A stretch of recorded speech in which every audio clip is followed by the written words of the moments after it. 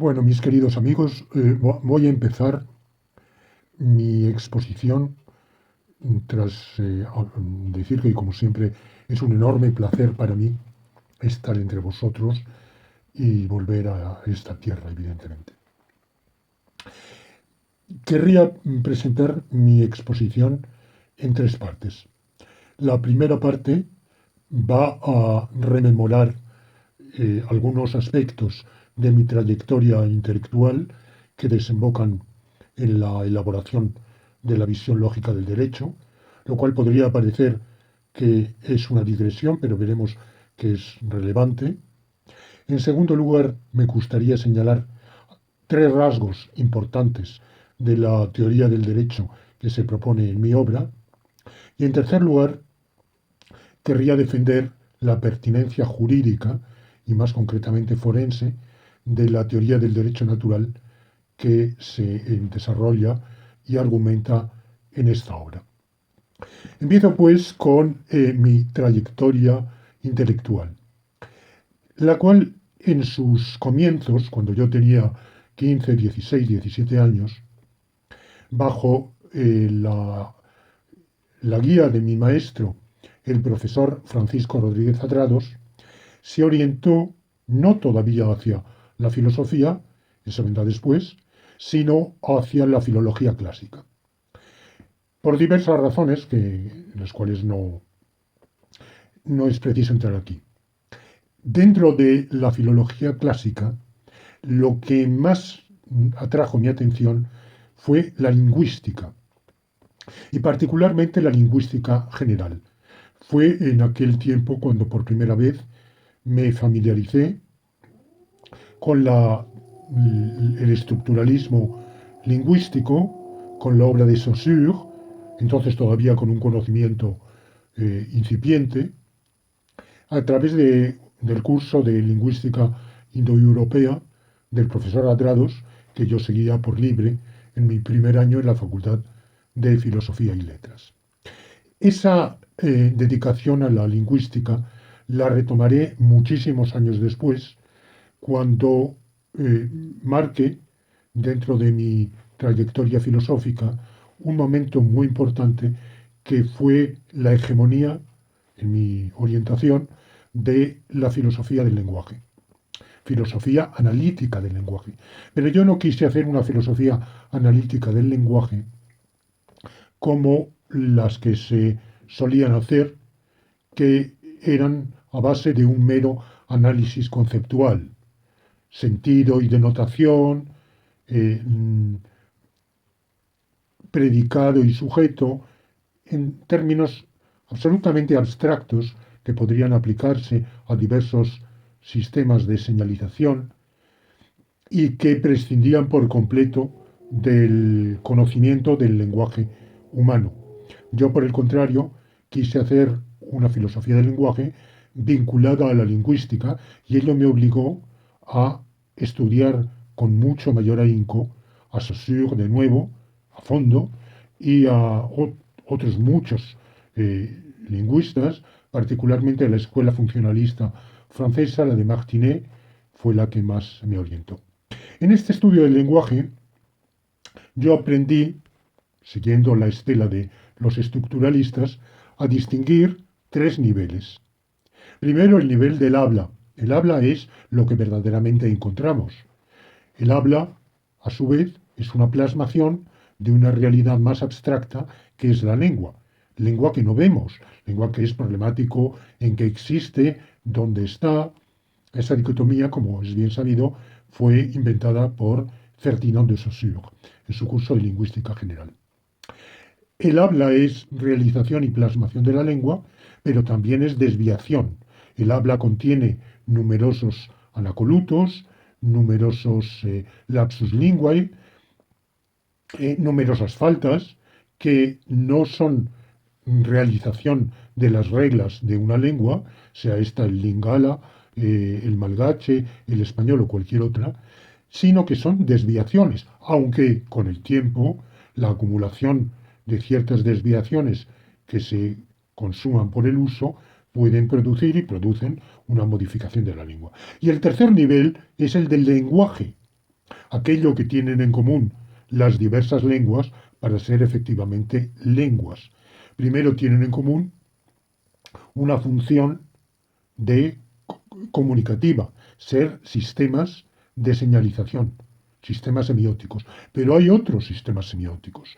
Tienen también, en un análisis de Martinet, lo que él llama el principio de la doble articulación. Y tienen en común el engarce de unos elementos significativos con otros mediante la funcionalidad. Unos elementos se relacionan con otros mediante una función sintáctica determinada.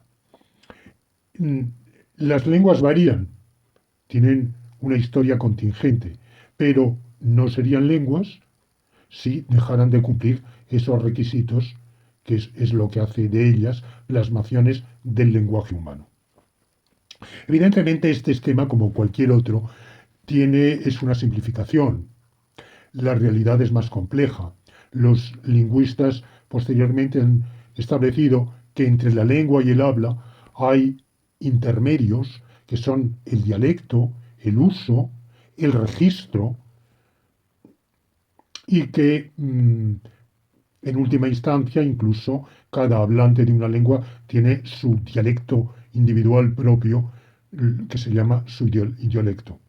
Bueno, todo esto es verdad, por otro lado también es cierto que esos rasgos comunes a todas las lenguas, las que las configuran como lenguas, como partes del lenguaje humano, o más bien realizaciones del lenguaje humano, ha sido interpretada de maneras diferentes según las escuelas.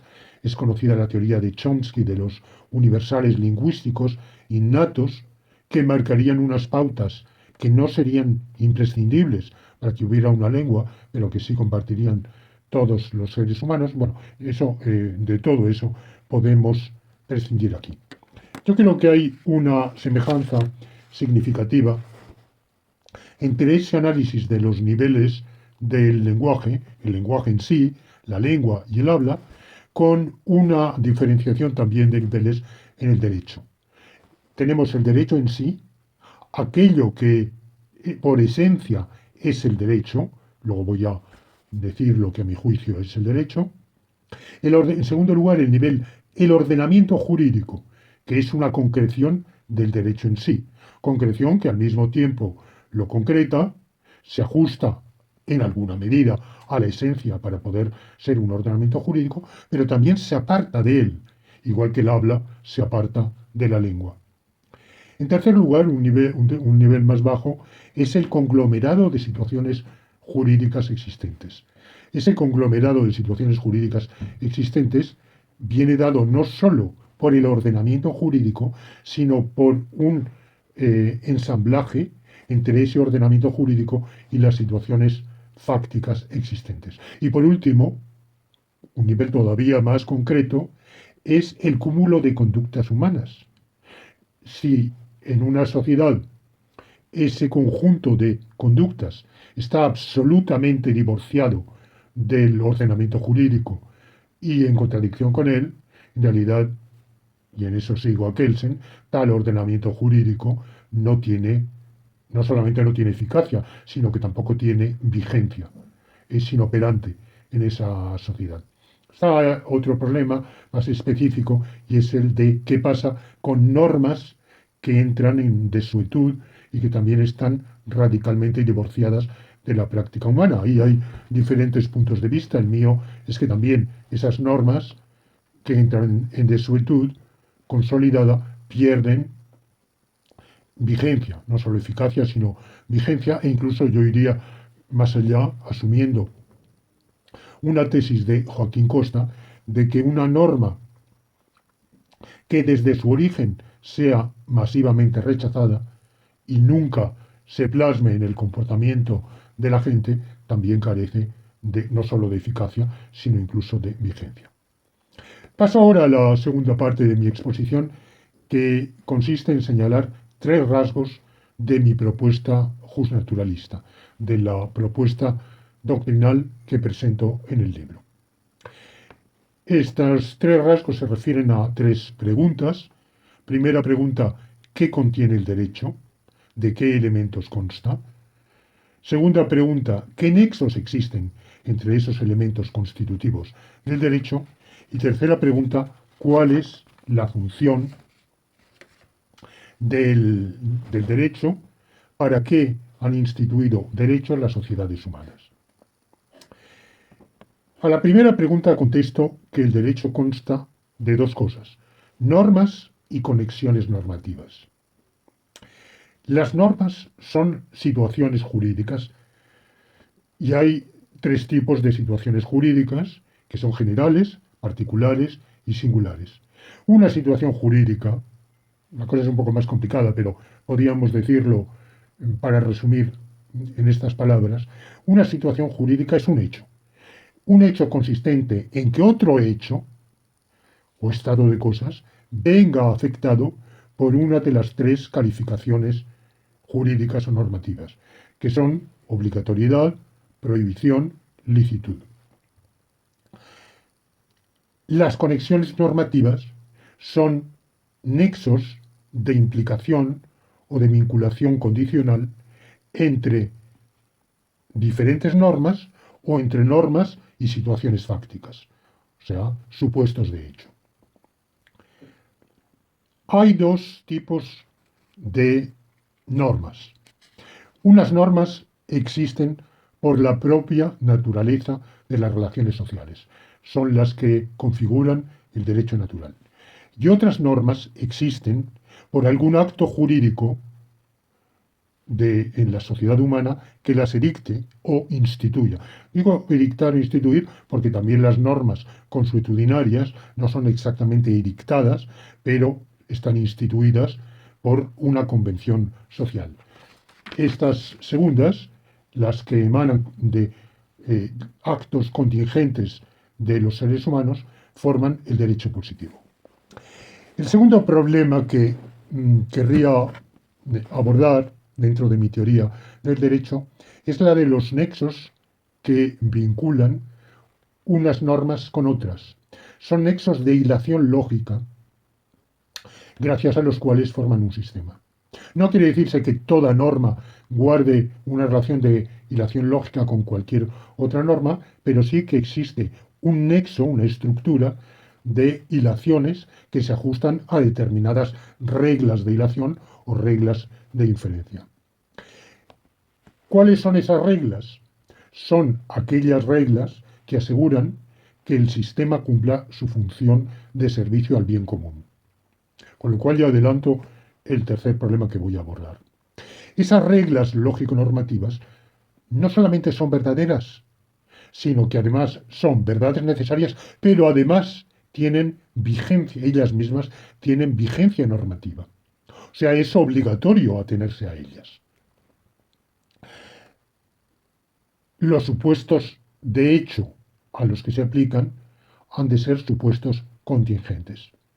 Las reglas de inferencia normativa, salvo un caso muy particular, que es la propia obligatoriedad del bien común, porque es un principio necesario, los supuestos de hecho a los cuales se aplican son supuestos de hecho contingentes. No pueden ser, en ningún caso, supuestos necesarios. Lo cual divorcia radicalmente este enfoque lógico-nomológico de la lógica deóntica estándar, que se aplica también y prioritariamente a estados de cosas necesarios. El tercer problema que quiero abordar, que es el más importante, es la función del derecho. ¿Para qué han instituido derecho las sociedades humanas? Podría contestarse, pues vela ahí, lo han instituido, es un hecho también contingente. Podríamos imaginar sociedades sin derechos, sin reglas, sin normas. Bueno, esto a mí me resulta absolutamente imposible de imaginar, como una pluralidad de individuos que viven en común, cada uno de los cuales tiene su propio conocimiento, su propio entendimiento, su propia voluntad, pueden convivir y cooperar si no hay unas normas que regulan esa convivencia y esa acción común. ¿Y cuál es la finalidad de ese sistema de normas? Bueno, pues la finalidad es la misma finalidad de la sociedad. ¿Para qué existe la sociedad? ¿Y para qué existe una sociedad? Porque la madre naturaleza ha hecho a ciertas especies, les ha dado un modo de vida social o a ciertos grupos de ciertas especies. Bueno, pues sencillamente es uno de los nichos ecológicos posibles. Hay otro, que es la vida aislada, pero la naturaleza ha marcado esa pauta de socialidad con un solo fin, que es el de vivir más y mejor, la cantidad y calidad de vida. La mejor vida común o vida en común de esa pluralidad de individuos, que es la sociedad, y la mejor vida de cada uno de los miembros de esa sociedad en la medida en que eso sea compatible con el fin mismo de la sociedad, que es esa mejor cantidad y calidad de vida en común. Esa cantidad y calidad de vida en común es lo que tradicionalmente se llama el bien común. El contenido de ese bien común es muy variable a lo largo de las diversas sociedades y a lo largo de la historia. Hay una concepción objetivista del bien común, hay una concepción subjetivista. Yo no me pronuncio ni a favor de la una ni a favor de la otra. En realidad yo defendería un punto de vista ecléctico. Creo que tiene que haber un núcleo objetivo. Ese núcleo objetivo también es variable según las circunstancias histórico-sociales, pero también hay una modificación subjetiva, y esa modificación subjetiva, la satisfacción que experimentan los grupos y los individuos, es también un elemento del propio bien común. Soy consciente de que esta respuesta puede parecer insuficiente, insatisfactoria, y que se podría considerar que es menester ir más allá. Si se da un papel tan relevante, tan preponderante al bien común, sería necesario elaborar una teoría sustantiva mucho más minuciosa de qué es el bien común. Pero me temo que con eso desbordaríamos los límites de la filosofía jurídica para entrar en lo que sería filosofía política o incluso ciencia política o teoría de sociología, otras disciplinas sumamente respetables, valiosas, necesarias, pero que van más allá. La filosofía jurídica tiene un carácter más abstracto. Y por tanto pienso que en el nivel filosófico jurídico podemos contentarnos con, con esta descripción tan general, aunque podríamos ofrecer algunas concreciones de cómo pensamos que ese bien común se materializa, se concreta, se plasma de maneras diferentes en diferentes sociedades humanas, en diferentes momentos de la evolución de la historia humana. Esa misión de bien común la tiene el derecho porque es la misión de la sociedad. O sea, el bien común, el derecho, está instituido para la sociedad y para el fin mismo de la sociedad, no para otro fin. El derecho recoge esa tarea, esa misión, la propia naturaleza de una especie social como el ser humano y de las relaciones sociales le impone su existencia y le marca unas pautas fundamentales, unas reglas de inferencia lógico-nomológica y un principio fundamental de bien común, de obligatoriedad del bien común, pero a la vez el derecho, en su plasmación, en su concreción, en su elaboración, sufre los embates de las contingencias de la voluntad humana y por tanto se contamina de escorias, se desvía, se aparta de esa esencia o misión básica, pero nunca del todo, porque si lo hace del todo, la sociedad resulta absolutamente inestable e incluso imposible. Se descompone. Esa tensión entre lo que es la tarea o misión perpetua del derecho y lo que es su realización muchas veces deformada con escorias, como digo, esa tensión yo la caracterizo en términos hegelianos como contradicción entre la esencia y la existencia del derecho, considerando que el filósofo del derecho tiene la misión de estudiar esa contradicción y al mismo tiempo tiene también una tarea que es la de señalar que el derecho debe, en la medida de lo posible, conciliar la esencia, la existencia, perdón, con la esencia y por tanto debe liberarse de aquellas escorias que lo contaminen y que vayan en contra de la función del bien común. Paso a la tercera y última parte de mi exposición, que se refiere a la pertinencia del derecho natural, que acabo de pergeñar con breves trazos, para la potestad jurisdiccional. Y aquí haré una alusión a ciertas convergencias y divergencias entre mi postura y el pospositivismo, o algunas variantes del pospositivismo. Lo que yo creo es que de la práctica de los tribunales, y particularmente de los tribunales constitucionales y tribunales supremos y cortes soberanas en el antiguo régimen, podemos abducir ciertos cánones jurídico-naturales que regulan esa función jurisdiccional. Como digo, nos colocamos en un nivel más abstracto y por tanto eso quiere decir que la praxis jurisdiccional realiza esos principios, pero también se aparta de ellos. Está siempre en tensión entre ajustarse a esas pautas y modificarlas. Y por otro lado, tiene que obedecer también, evidentemente, a los mandamientos del legislador, incluso cuando están en contradicción con esos principios.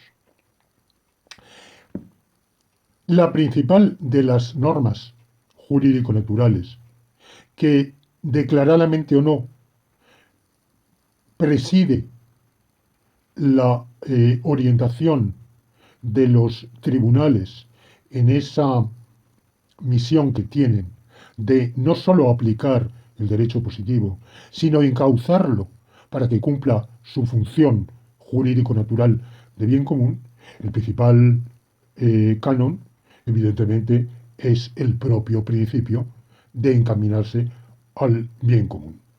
Sin embargo, yo quiero precisar que, aunque estoy aquí hablando de la praxis jurisdiccional y de la importancia de los principios jurídico-naturales para esa praxis jurisdiccional, eso no quiere decir que mi teoría justnaturalista sea una teoría que se oriente única o preferentemente a los jueces. Como me parece que algunos justnaturalismos, o presuntamente tales, de nuestra época, se orientan sobre todo a los jueces, consideran que, y también otras corrientes como el justmoralismo, consideran que el juez ha de aplicar el derecho moralizándolo. Yo considero que el derecho natural, las reglas de conexión lógico-nomológicas y el axioma del bien común son imperativos no sólo para el juez, sino para todos, para el legislador, para todos los sujetos del derecho, para el propio Estado, todos estamos sujetos a esos principios jurídico-naturales. Pero los jueces lo están de un modo especial porque tienen una doble misión. Con los jueces, los tribunales, los órganos jurisdiccionales y similares. Primera misión, hermenéutica. Tienen que interpretar el derecho. Y tienen que interpretar el derecho positivo, en la medida de lo posible, ajustándolo al derecho natural. Tienen que entender, en la medida de lo posible, el derecho que es, acoplándolo al derecho que debiera ser. La segunda misión específica que incumbe a la potestad jurisdiccional es, es la elaboración. Los jueces no solo dicen el derecho, sino que lo hacen. Y esto lo haría extensivo también a la dogmática jurídica. Evidentemente, el legislador ha establecido unos preceptos que son susceptibles de diversas interpretaciones.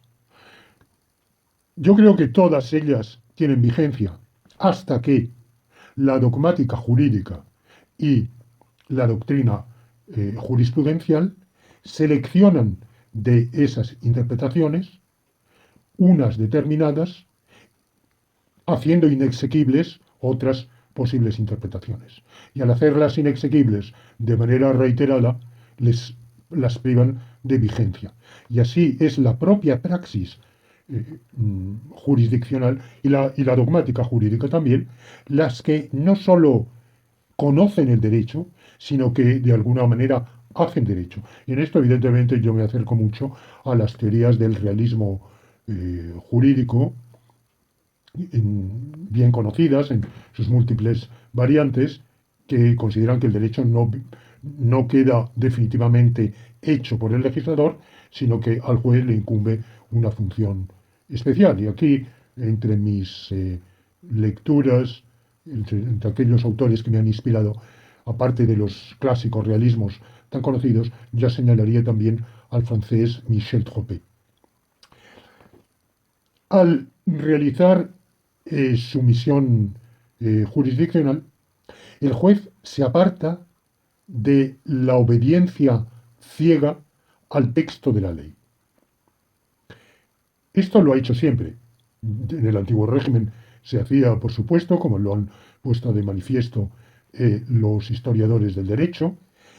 El derecho de la Revolución Francesa y de la etapa, podríamos decir, protoliberal, muy influido por la tesis de Montesquieu del juez como boca de la ley, quiso atar corto al juez e impedir incluso su labor interpretativa. Esto fue absolutamente imposible y ya una de las primeras escuelas positivistas del derecho, la escuela de la exégesis francesa, reconoció que la ley había que interpretarla, justamente había que sujetarla a una exégesis.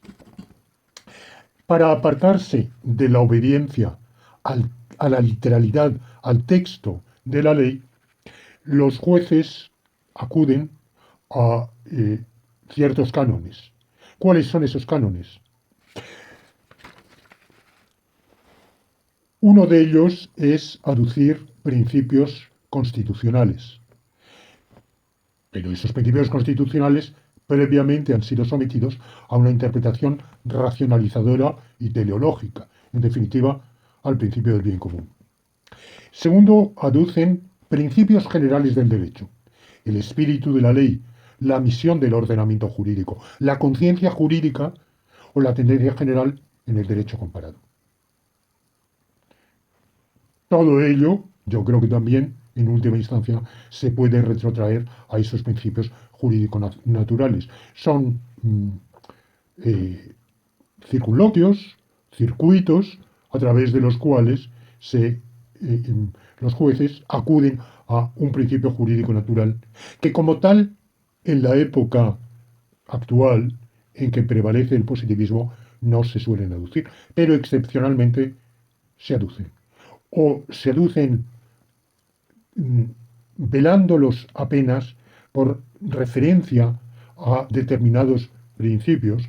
Si tengo tiempo luego, me gustaría poner un ejemplo de esto, de un juicio recientísimo del mes pasado.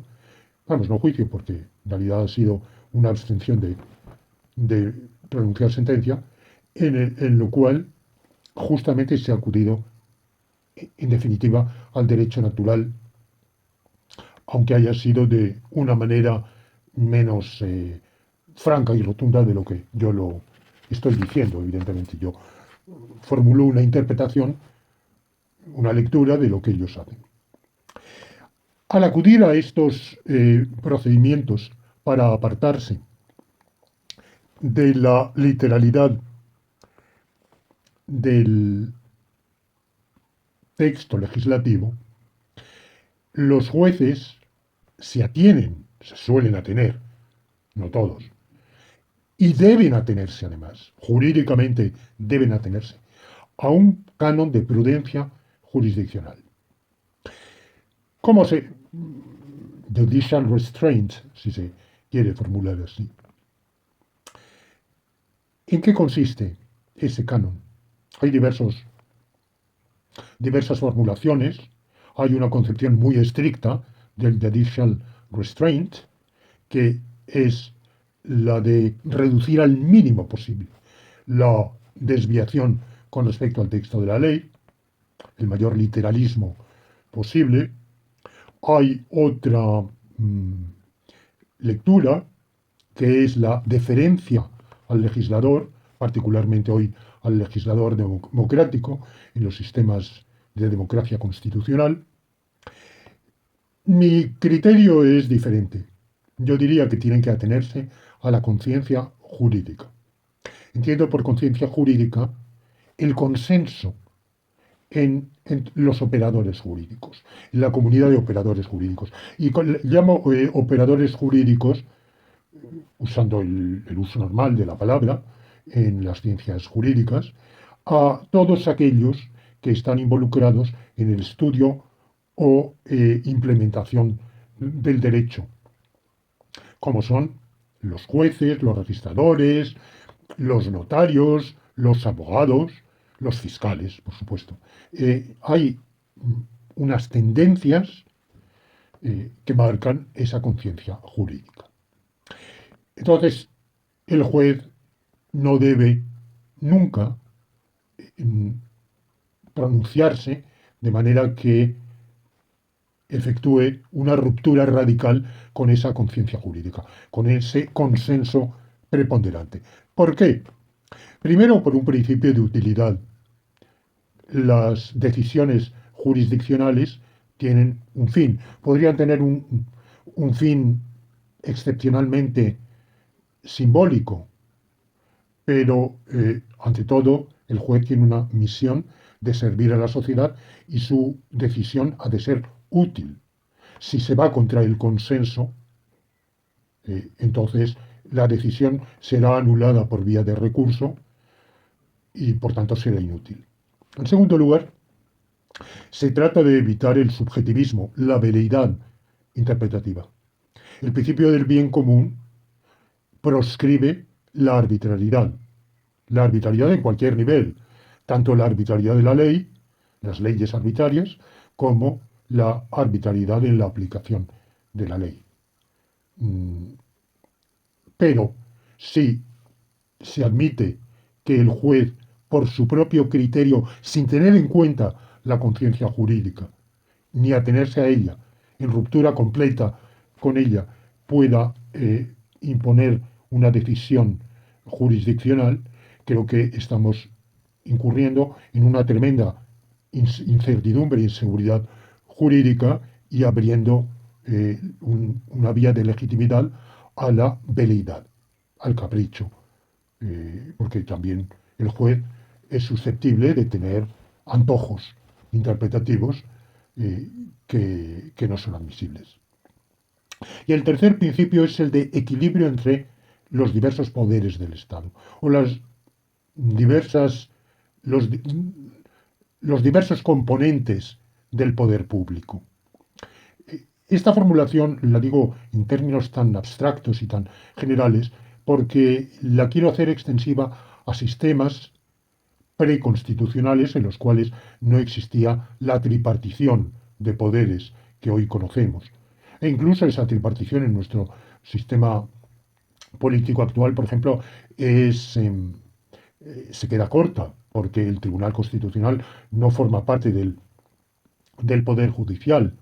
Y en otros sistemas constitucionales se han establecido otros poderes de control que no son ni el Tribunal Constitucional ni el Poder Judicial. Bueno, se puede discutir si están acertados o desacertados, pero en todo caso mi formulación es cauta, prevé situaciones diversas en las cuales la distribución de potestades dentro del Estado, de los órganos del Estado, puede ser diferente y puede no ser la de nuestro sistema inspirado más o menos en Montesquieu, en la tripartición de Montesquieu.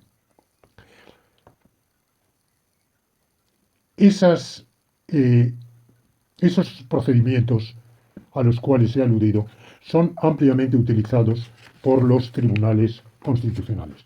Yo creo que son utilizados también por los tribunales supremos, por otros tribunales, pero de manera especial la realizan los tribunales constitucionales. En mi libro pongo ejemplos del Conseil Constitutionnel francés, concretamente la famosísima decisión del 16 de julio de 1971, que produjo una mutación de la Constitución francesa de 1958. Pero también menciono la labor en Francia del Conseil d'État, el Consejo de Estado, que es el Tribunal Supremo en la jurisdicción contencioso-administrativa y que ha creado un montón de derechos de los administrados que no habían creado ni la Constitución ni la ley. En realidad los tribunales, en la medida en que han podido, han ido muchísimo más allá del texto constitucional, orientados, con mejor o peor fortuna, según su criterio, según la conciencia jurídica que ha ido variando, orientados por esa misión del bien común. Y creo que voy a limitarme ahora a señalar algunos casos de la jurisprudencia de la Corte Suprema de los Estados Unidos. Creo que puedo decir que el bien común, o en una formulación diferente, el public welfare, el bienestar público, es una estrella polar que ha guiado la jurisprudencia constitucional y que la ha hecho apartarse del texto de la propia Constitución. Ese principio del public welfare, que sienta lo que se ha llamado Rational Basis Review, fue formulada, quizá antes lo había sido, pero hasta donde yo he estudiado, por el juez Owen Roberts al redactar la sentencia en el juicio Nebbia versus New York en 1934. No voy a entrar ahora en los detalles de aquel juicio que marcó una primera quiebra de la jurisprudencia de lo que se llama Lochner, que fue una visión bastante conservadora que prevaleció en la Corte Suprema entre los años 1897 y 1937. Bueno, pues hay una primera fisura que es este juicio de 1934, en lo cual se establece el principio de que cuando el Tribunal Supremo tenga que considerar una medida legislativa aparentemente en contradicción con la Constitución, debe preguntarse si esa medida responde a un fin de bien público y se adecúa a ese fin, si es un medio adecuado para ese fin, que no es necesariamente el que haya formulado el legislador, podría ser cualquier otro. El tribunal tiene que hacer un examen, un análisis conceptual para ver qué otra finalidad de bienestar público podría atenderse. Y en ese caso se acepta esa ley a pesar de que entre en conflicto con la literalidad del texto constitucional. Aquí, sin embargo, el tribunal es muy prudente y no dice que toda ley haya de tender a un fin de bienestar público. Esa sería, a mi juicio, un principio deseable, pero el Tribunal Supremo nunca lo ha dicho e incluso ha afirmado en muchas ocasiones que leyes absurdas, estúpidas, si no están en contradicción con la Constitución, son perfectamente válidas y el tribunal no tiene competencia para anularlas. Habría que señalar aquí también la creación jurisdiccional de una serie de derechos que no estaban en ninguna de las enmiendas de la Constitución norteamericana que establecen los derechos personales. Por ejemplo, el derecho a la privacidad, que fue un invento de la Corte Constitucional, precisamente en esa época conservadora que he llamado de la jurisprudencia Lochner. El derecho a la libertad contractual no está. Pero de ese derecho a la privacidad o intimidad va a derivarse también el derecho de asociación, que tampoco está, tampoco figura entre las enmiendas. Entre las enmiendas que consagran los derechos, las 10 primeras enmiendas, figura el derecho de reunión, pero no el de asociación. El derecho de asociación es una creación jurisprudencial de la Corte Suprema del cual deriva esa asociación íntima que es la asociación sexual. Un tema que en tiempos recientes ha adquirido un protagonismo extraordinario y aquí podríamos señalar algunos jalones, 4 concretamente. El caso de 1965, Griswold versus Connecticut, que estableció el derecho en el matrimonio a los anticonceptivos, declarando inconstitucionales las leyes que los prohibieran solo en el matrimonio. La sentencia de 1972, Eisenstadt versus Bayern, en la cual se generalizó a todas las parejas, se sobreentendía heterosexuales. Y luego, con respecto a la homosexualidad, dos sentencias opuestas. La primera, que fue un paso atrás, Bauer versus Hardwick, de 1986, que validó, consideró, acorde con la Constitución, el castigo penal de la sodomía o del coito anal homosexual, porque eso es importante por el conjunto de la jurisprudencia, aunque la ley de Georgia que lo prohibía la sodomía, sin embargo, en parte estaba derogada por la jurisprudencia que había establecido que en las relaciones heterosexuales no había interferencias posibles de los poderes públicos. Un argumento muy importante, lo importante ahí no es el fallo, sino la argumentación, the opinion of the court. Y la opinión mayoritaria es que nada en la tradición del derecho norteamericano establecía un derecho a la sodomía homosexual.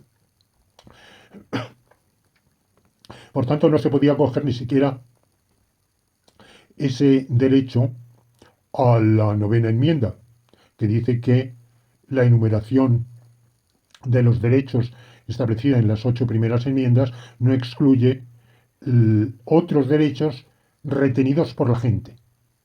Bueno, pero no era retenida la praxis homosexual porque iba en contra de la concepción de la vida de los fundadores, pero también de toda la tradición anglosajona posterior, particularmente de un autor como Blackstone, William Blackstone, que había sido uno de los grandes inspiradores del derecho de la época de la fundación de la República Norteamericana. Y por último, la sentencia del año 2003, Lawrence versus Texas, que establece el derecho a las relaciones homosexuales.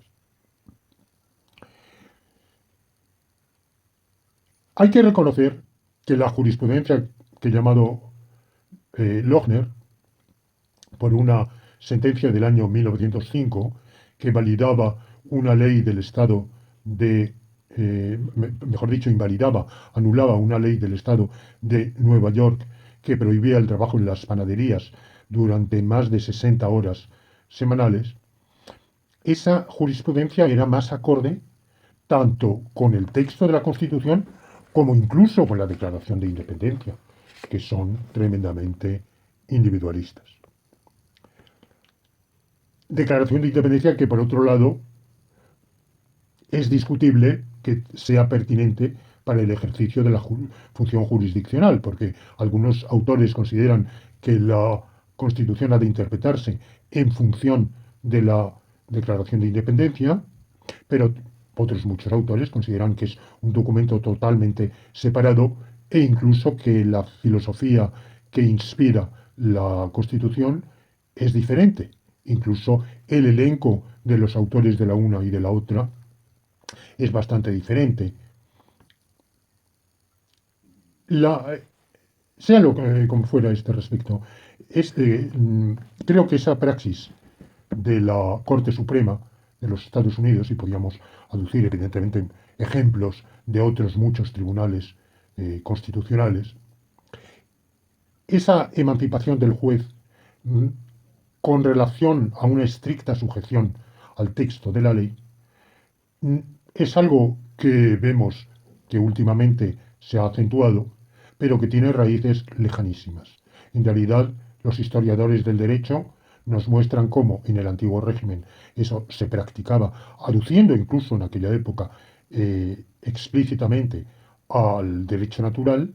Más recientemente podemos acordarnos de la Escuela Libre del Derecho, Genie, que también quería emancipar al juez de una obediencia ciega, absoluta, al texto de la ley.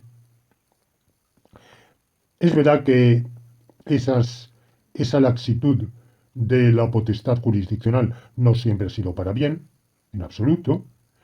Lo que hay que ver es la trayectoria. En muchas ocasiones ha sido para mal, pero si examinamos la trayectoria, yo creo que podemos concluir que a la postre tiende a prevalecer ese principio de bien común y por tanto las desviaciones suelen acabar confluyendo hacia modificar el texto constitucional para bien, para el servicio al bien común. Creo que al señalar la posibilidad de que los tribunales constitucionales se aparten del texto de la ley y acudan a ciertos, incluso de la Constitución, y acudan a ciertos principios y valores superiores para humanizar el derecho, para encauzarlo en un sentido más acorde con el bien común, creo que coincido bastante con corrientes del pospositivismo, por lo menos con algunas de las formulaciones del neoconstitucionalismo. La gran discrepancia estriba en que en mi planteamiento lo que legitima esa humanización jurisprudencial no es una contingente circunstancia de la historia jurídica, el actual paradigma constitucional o neoconstitucional, sino la naturaleza misma del derecho. Esa humanización es consustancial y supratemporal porque el derecho existe para el hombre y no el hombre para el derecho. El derecho existe para el bien común y por tanto su misión es la de humanizarse con vistas a ese bien común. Al sostener este punto de vista, por tanto, lejos de caracterizar mi doctrina como un pospositivismo, yo la caracterizaría como un prepositivismo. Y creo que al hacerlo sigo una pauta bastante común en la filosofía. Por mucho que yo me haya sufrido una inmersión jurídica, yo no dejo de ser, ante todo, un filósofo. Y como filósofo, porque a lo largo de la mayor parte de mi trayectoria antes de ser filósofo del derecho, he sido filósofo. Como filósofo sigo esa pauta tan común entre los filósofos de volver a las fuentes.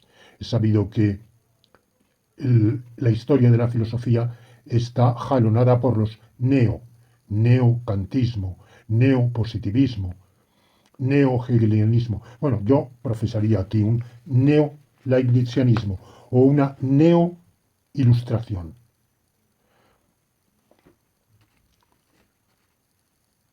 Y asimismo, esa diferencia que me separa del pospositivismo, del neoconstitucionalismo o de las variantes o versiones que yo conozco del mismo, marca también una diferencia en ese principio de prudencia. He dicho, al juez le es lícito apartarse del texto de la ley y de la Constitución, pero tiene que ser prudente. Ya he dicho por qué, a mi juicio, ha de ser prudente. A mí me parece que en el neoconstitucionalismo, en el pospositivismo, ese principio de prudencia, que también se acepta, tiene otro fundamento, que es el de deferencia al legislador democrático.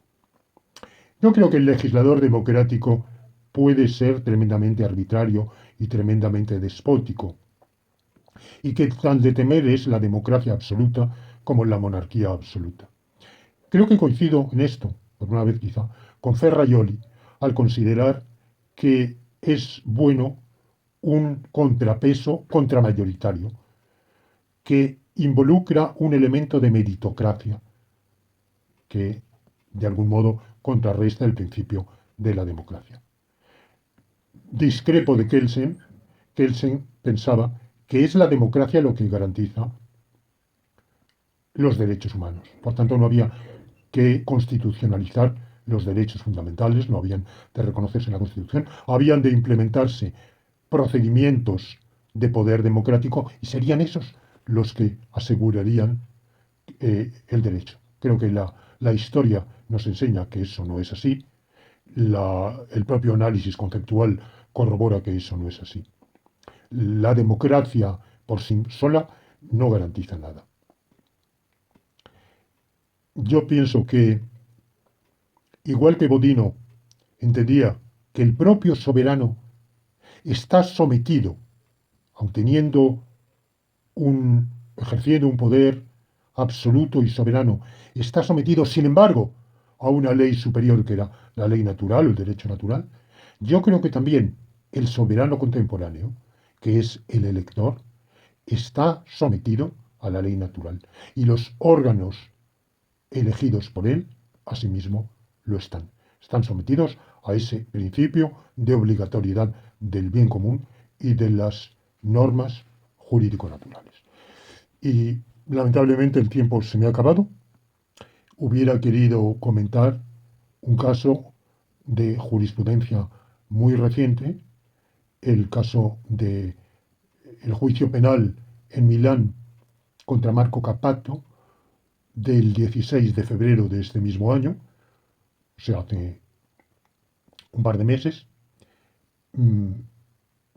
Es muy interesante la no decisión del tribunal, que plantea una cuestión de inconstitucionalidad, pero todavía más interesante, a mi juicio, es la requisitoria en pro de la absolución de la fiscal, que a mi juicio es un caso típico de referencia al derecho natural. Nada más, con esto termino.